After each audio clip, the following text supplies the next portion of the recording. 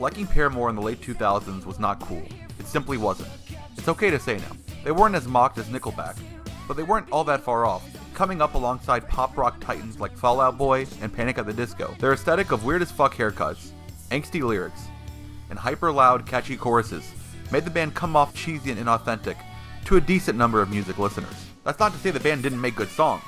Each of their early records have their highlights.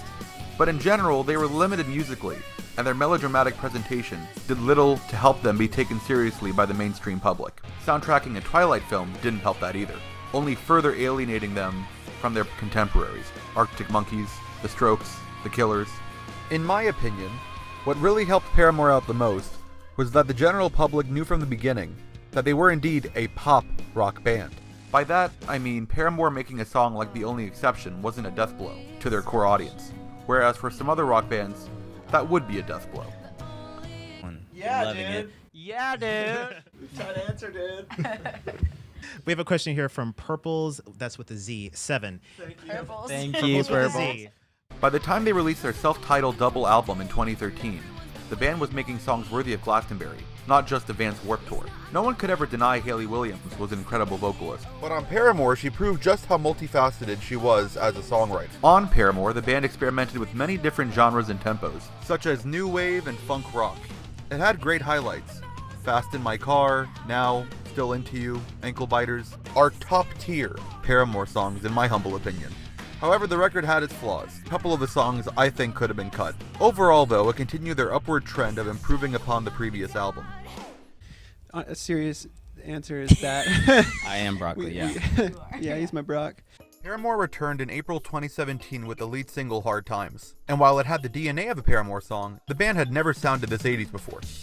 It was a bold release, to say the least, but it paid off. The vast majority of critics and fans loved the song, and the hype for LP5 was real.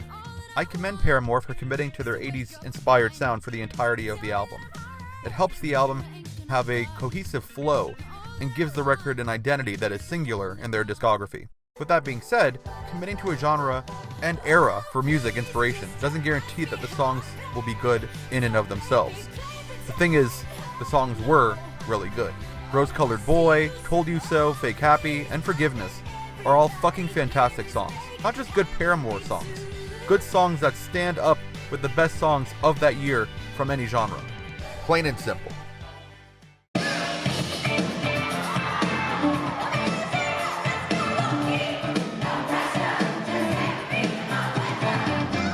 And yes, the A-side is much more stacked than the B-side, but that doesn't mean the second half of the record doesn't have its highlights. Pool, Grudges, and Caught in the Middle are all memorable and infectious numbers in their own right. After Laughter pulled off the incredible feat of somehow making the band sound more hip than ever before by diving into an era and style of music that is notoriously not hip. So what does it all mean? How did this uncool band tap into an uncool source of inspiration and somehow turn out never sounding cooler? Let's ask the band. And that began and how you found your voice and when you started to find your voice that's so loud and honest on this record.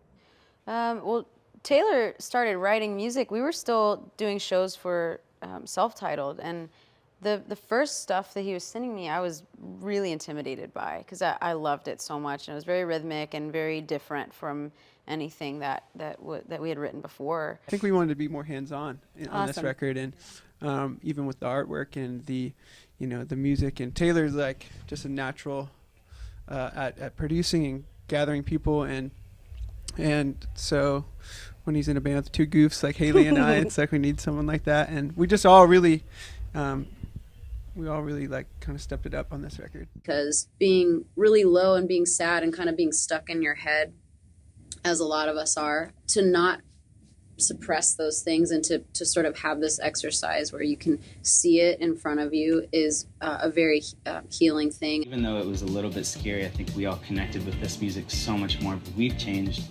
We listen to different things than we ever used to.